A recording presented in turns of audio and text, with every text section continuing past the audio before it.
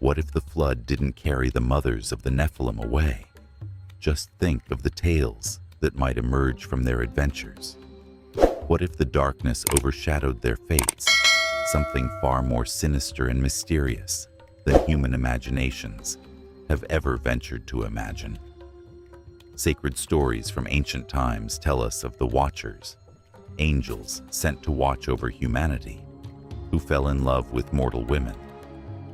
As a result of their abandonment of their divine vows, due to this infatuation, terrifying giants known as the Nephilim appeared. Fearsome creatures roamed the earth during a period of intense upheaval, their celestial ancestors teaching humanity things like the dark arts and combat techniques that were never supposed to be revealed. How did the ladies who created these hideous creatures fare when the great flood arrived and carried away innumerable souls? In the pages of Enoch, these ladies, once enthralled with celestial creatures, transform into something darker, sirens. What exactly does this mean, though? Are they the enchantment of ancient figures, calling mortals to their doom? Or are the ancient sacred scriptures hiding a deeper, more grief-stricken revelation? The goal of today's film is to reveal the true fate of the mothers of the Nephilim by taking viewers on an engrossing historical journey through the mysterious stories of two ancient texts, the Bible and the Book of Enoch. You might be surprised by the revelation, so be ready. Once in worlds beyond our own, a story of forbidden love spanned the heavens and the earth. It was a story full of mystery and wonder. This audacious romance shook the very foundations of heaven and earth, reverberating through the ages. As silent watchers, the Watchers are a special order of angels, tasked with the holy responsibility of observing the epic story of humanity as it develops across time. Their gaze is drawn to something far more captivating as they gaze down upon the planet below, the elegance and beauty of mortal women, rather than the magnificent buildings or the wonders created by human hands.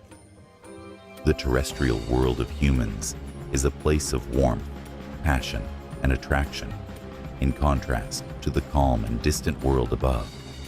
The Watchers are now stumbling in their sacred mission, whereas before they remained steady. They do not ignore the body's urging, nor are they immune to longing. They experience intense longing as they witness the development of humanity, its love, and its inventiveness. Over time, what begins as a glimmer of curiosity turns into an overwhelming need. One by one, these angelic messengers decide to make the audacious decision to stop being merely observers. They'll descend. They separate from the divine plan as they cross this holy line, abandoning their sacred duties for the transient pleasures of this world. This revolt originates from the depths of love, or possibly the arousal of lust, rather than the ferocity of conflict or the spirit of defiance.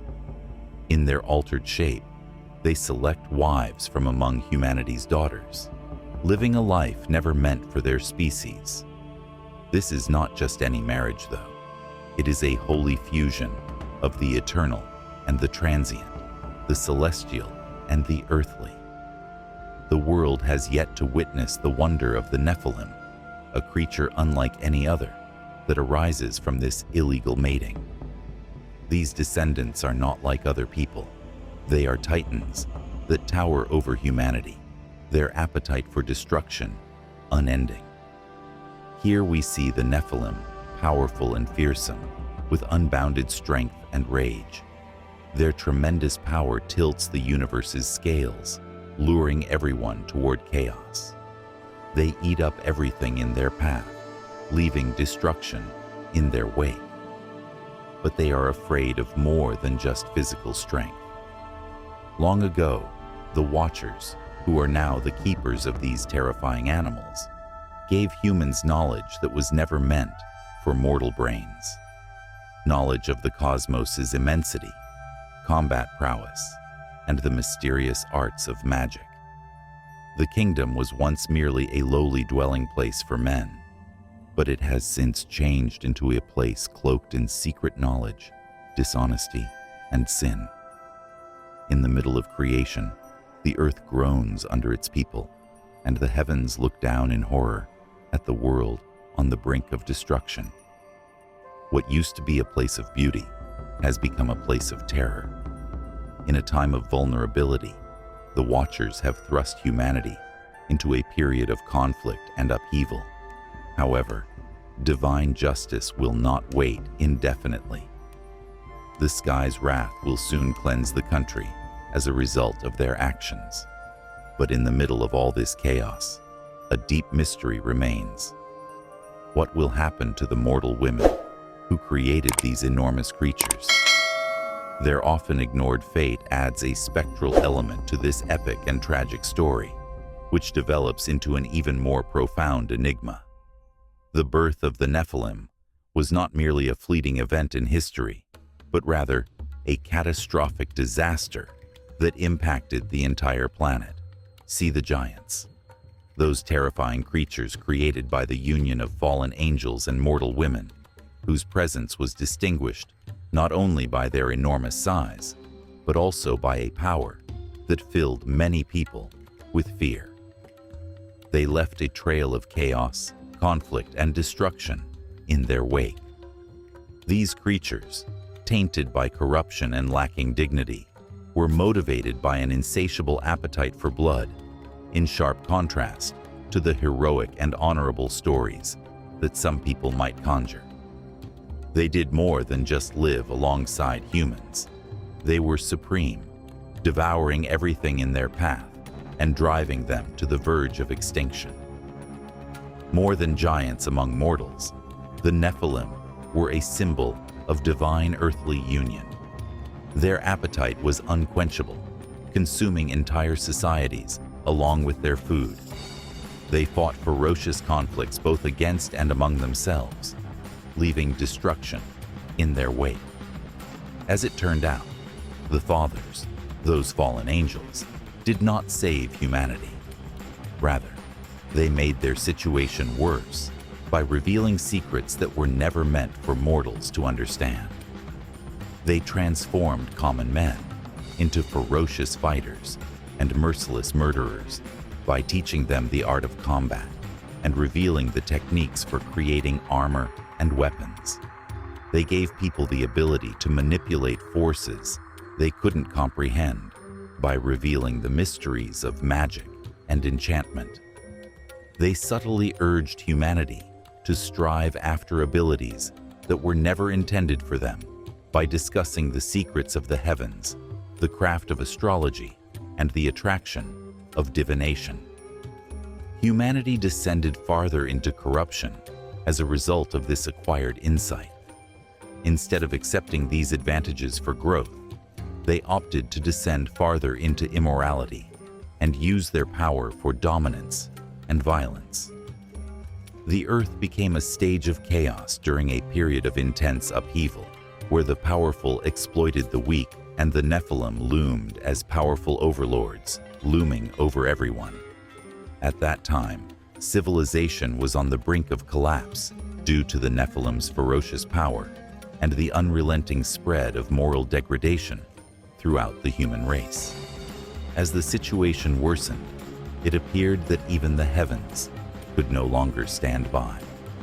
The shadows of corruption hung heavy during a period when everything seemed to be falling apart, indicating that the hand of a higher force would soon be felt.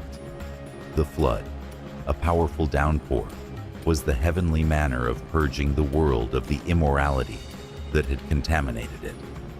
Despite being the primary emphasis, the Nephilim's influence had permeated every aspect of human life.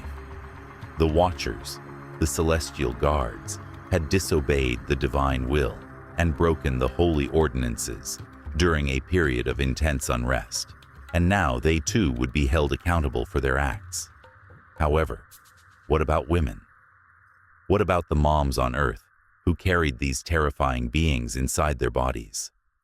Were they only pawns, seduced and deceived by supernatural powers beyond their comprehension?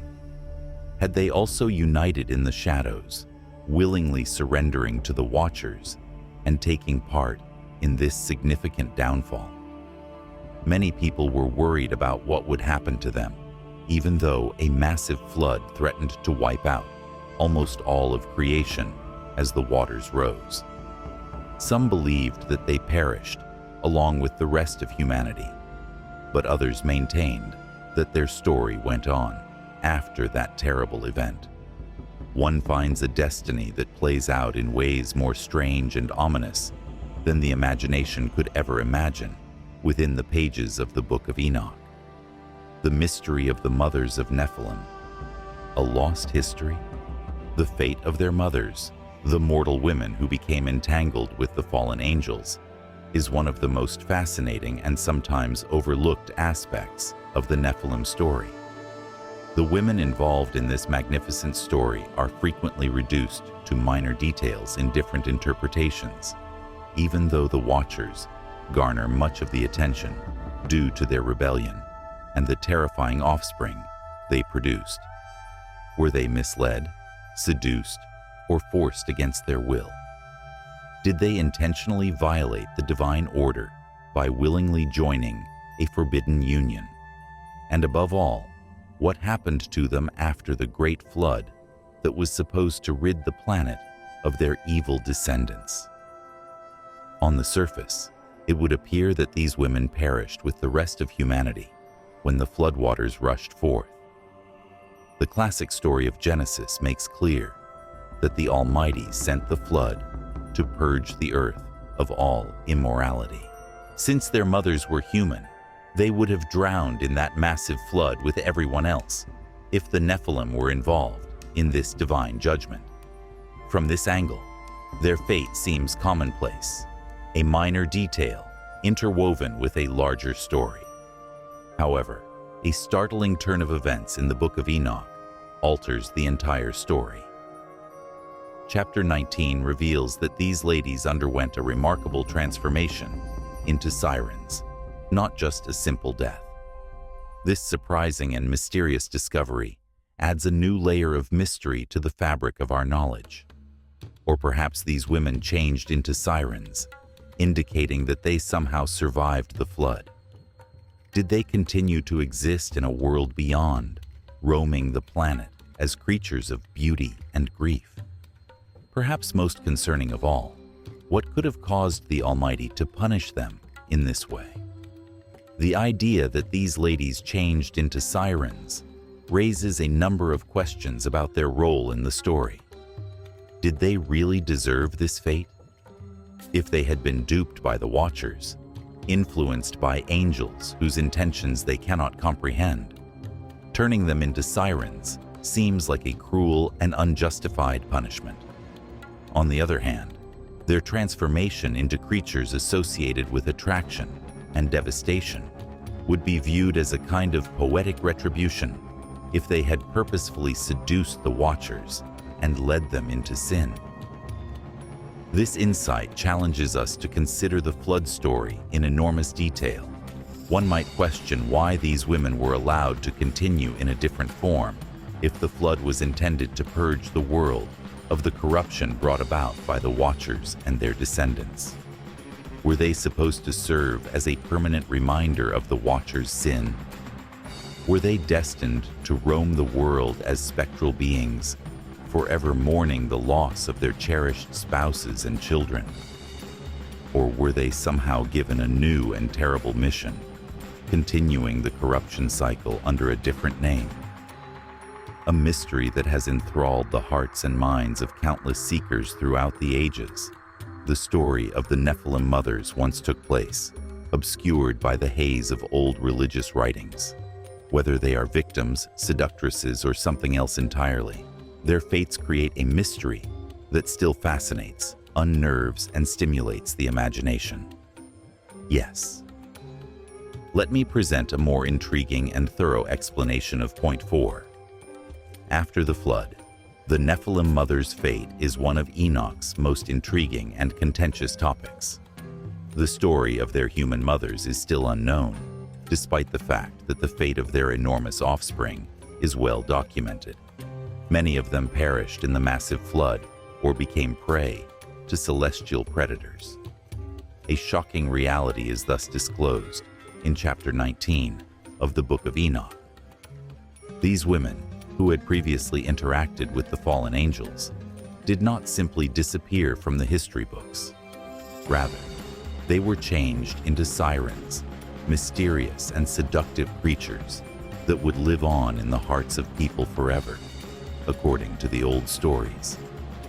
The idea that these women became sirens raises a number of fascinating questions. Did their participation in the Watchers' uprising cause them to be marked by the divine? Or did this alteration have a deeper significance, an enduring reminder of their transgression? The ancient words write, "And the women, also of the angels who went astray, shall become sirens." This seemingly simple statement has deep meaning. According to ancient legend, the sirens of Greek mythology sung mesmerizing tunes that drew sailors closer to their terrible destiny.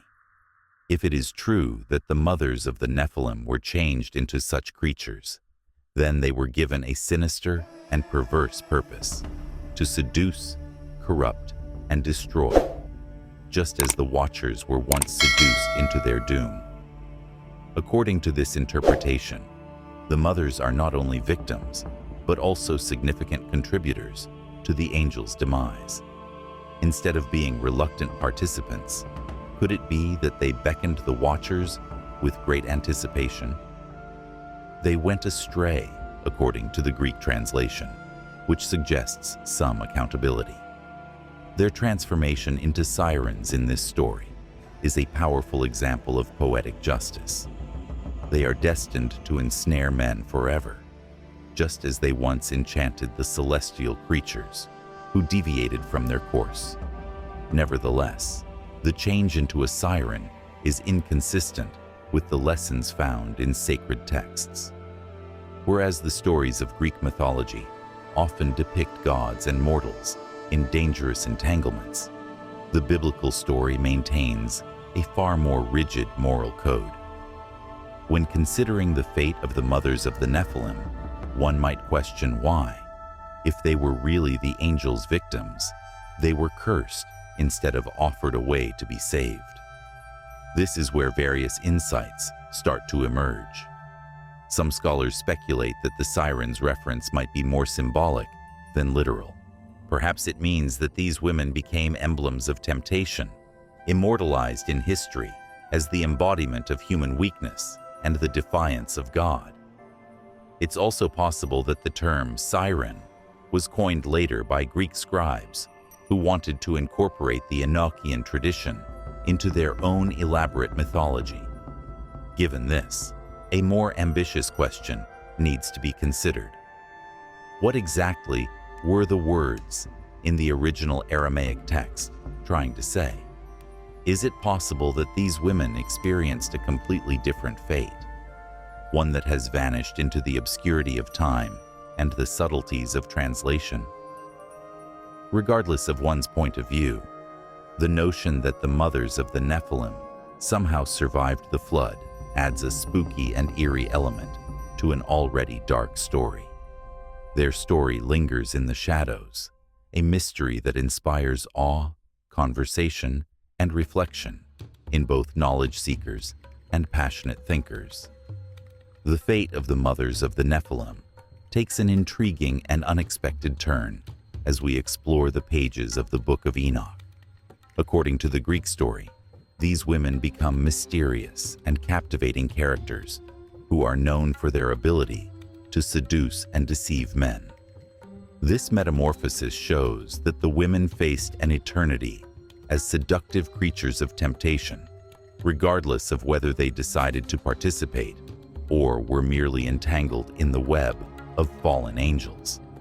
Adding a terrifying and alluring element to their story is the notion that these women, originally from this planet, transform into legendary creatures? Were they destined to tell a story of deception and temptation for all eternity, marked by a divine decree? Or did they bravely enter the unfolding story of humanity's corruption, accepting their new identities with open hearts? In contrast, the Ethiopian translation presents a distinct narrative. Rather than becoming sirens, these women are depicted as finding peace, as if grace had been bestowed upon them, in spite of their association with the Watchers. According to this interpretation, they are pure souls who were deceived rather than seduced by the celestial beings.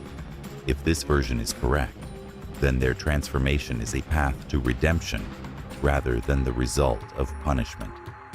Instead of becoming otherworldly beings, motivated by temptation and destruction, they are given a brief reprieve and may even be forgiven for their role in the fall of humanity. The differences between these two translations raise many questions. Why does one story depict them as cursed seductresses, while another offers them peace? Is it possible that this difference results from different theological perspectives? One that sees them as sinners, deserving of eternal damnation, and another that sees them as victims seeking salvation. In contrast to the Ethiopian version, which depicts them as merely tools in a vast cosmic conflict beyond their control, the Greek translation suggests that these women shared a burden in the fall of humanity. Furthermore, the inclusion of sirens in the Greek translation is intriguing because the early Jewish tradition did not include these enchanted creatures. Rather, they were creatures from folklore, renowned for their captivating songs and ability to entice sailors to their terrible end. This raises an intriguing question. Were sirens purposefully incorporated into the Book of Enoch by the scribes who translated it into Greek in order to appeal to the Hellenistic spirit?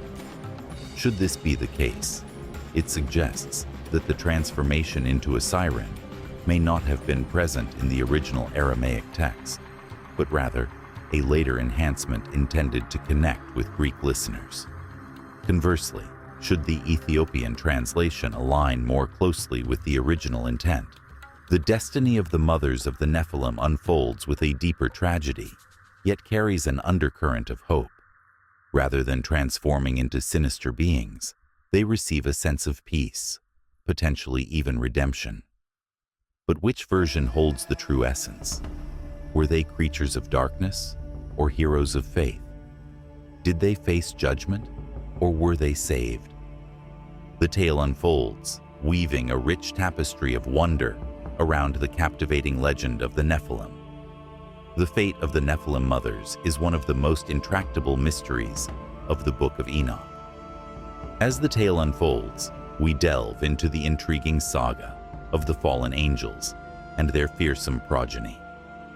Yet, a curious enigma presents itself when we consider the ultimate destiny of the mortal women who brought these beings into existence. The Greek and Ethiopian translations of Enoch unfold two distinct narratives, igniting fervent discussions among scholars regarding the true essence of the original Aramaic text. In the ancient Greek translation, the mothers of the Nephilim face a dire fate, transformed into sirens, enigmatic and perilous entities entwined with allure and ruin.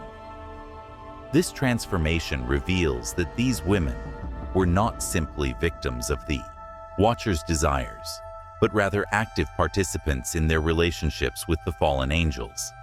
In ancient tales, the word sirens brings forth visions of alluring yet dangerous beings, renowned for their ability to draw sailors into peril with their mesmerizing melodies. Should one accept this interpretation, the metamorphosis into sirens suggests a form of divine retribution, emphasizing that these women were not mere bystanders, but rather participants in the corruption of humanity. It also resonates with the fate of the Watchers, who faced imprisonment, indicating that the women bore a part of their transgression. In contrast, the Ethiopian translation presents a remarkably distinct viewpoint. In this tale, rather than transforming into sirens, the women discover tranquility. This depiction offers a more compassionate perspective, where the women are seen not as willing participants in their unions with the angels, but as victims who were misled. In bestowing upon them peace, this interpretation suggests that the mothers were not involved in the misdeeds of the Watchers, but rather were offered a chance for redemption. It may be that this translation aimed to portray the women as tragic figures caught in the midst of divine conflict, rather than as wrongdoers worthy of retribution. This intriguing contradiction brings forth a profound inquiry. Which rendition aligns more closely with the original Aramaic?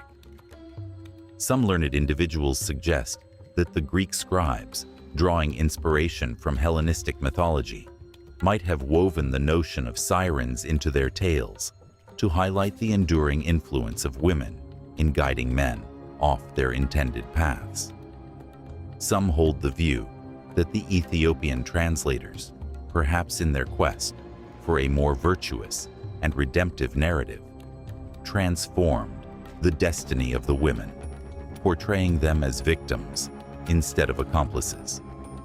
In a fascinating twist, certain scholars propose a different origin for the sirens found within the ancient Greek writings. Rather than the classic Greek sirens, these women might have transformed into beings akin to the Lilith, a character from the rich tapestry of ancient Mesopotamian and Jewish tales, often linked to themes of allure and devastation. This notion resonates with various ancient traditions that portray Lilith as a spirit who seeks out men and children, emphasizing that these women, in their altered forms, persisted in their impact and disturbance of humanity, even after the Great Deluge. In the end, this discussion uncovers a captivating struggle between various cultural and theological forces shaping the Book of Enoch. In the unfolding narrative of the Nephilim, we ponder the fate of their mothers. Were they cursed to become sirens, or did they find solace? This lingering uncertainty weaves an additional thread of intrigue into the already captivating saga of the Watchers and their remarkable progeny. The enigma of the Nephilim mothers, a tale yet unfolding. The fate of the Nephilim mothers is one of the most intriguing mysteries of the Book of Enoch and biblical apocrypha, though their part in the tale holds enormous importance, serving as the means by which the Nephilim were brought forth. Their final fate remains shrouded in uncertainty. Were they merely swept away in the deluge, their lives washed clean from the pages of history alongside all of humankind? Or did they experience a divine metamorphosis, one that altered their very being and mission? The Greek and Ethiopian versions of the Book of Enoch unfold two remarkably distinct narratives, sparking a lively discussion that captivates both scholars and readers to this day. The Greek translation reveals an intriguing truth. The women who gave birth to the Nephilim not only met their end, but also underwent a profound transformation into sirens. In the ancient tales, there exist enchanting beings, woven into the fabric of Greek mythology, whose mesmerizing beauty and enchanting songs beckon men towards their inevitable fate. If this understanding holds true, it implies that the consequence for these women was not simply death, but an everlasting role as seducers, entities that, akin to their celestial partners, would persist in leading men into temptation. This brings forth deep inquiries. Were they marked by the Almighty due to their connection with the Watchers? Did they, with intent, draw the angels into their web, as some tales recount? Or were they, instead, caught in the grip of divine justice, destined to endure a life marked by grief and deceit. On the other hand, the Ethiopian translation presents a unique story in which the mothers of the Nephilim experience peace. This rendition portrays them as innocent souls rather than eager players in the tale of the Watcher's descent. Rather than being transformed into fearsome sirens, these women are depicted as those who were led astray, suggesting a narrative where they did not actively seek out the angels, but were instead influenced by external forces. This perspective grants them forgiveness for their transgressions and invites them to seek solace instead of confronting judgment. But why is there such a striking difference? Could it be that the Greek scribes, immersed in their own rich tapestry of myth, wove the siren element into the narrative to resonate more deeply with their listeners?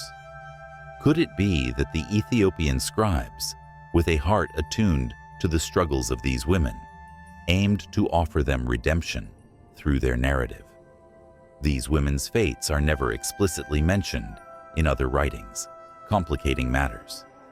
In the sacred texts of the Book of Jubilees, the Testament of Reuben, and the Zohar, the women are depicted as alluring figures, enticing the angels with their charm.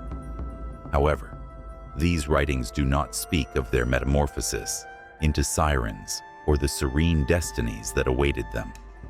This intriguing omission invites us to ponder: was the transformation of the siren a later enhancement, a flourish introduced by Greek translators, or did it originate from the original Aramaic text, now faded into the annals of time? In the grand tapestry of ancient tales, the destiny of the mothers of the Nephilim stands as a captivating mystery, inviting wonder and contemplation. Were they destined to become shadowy enchantresses, forever luring men into their captivating embrace like sirens of old? Or were they chosen by higher powers, bestowed with tranquility after their sorrowful part in the unfolding of time? The enigma remains, inviting those who seek knowledge to ponder whether the ultimate truth will ever be revealed. As we approach near to the finish of our voyage through the intriguing fates of the mothers of the Nephilim, I am tempted to consider the depth and interest weaved within these age-old writings. The unfolding of the tale, be it through the captivating Greek sirens or the peaceful Ethiopian women, serves as a heartbreaking reminder of the strength found in interpretation. These timeless texts stimulate a multiplicity of inquiry, prompting us to contemplate the storylines that lie in the spaces between the words. What insights can we gain about the mothers of the Nephilim, and what mysteries remain for us to explore?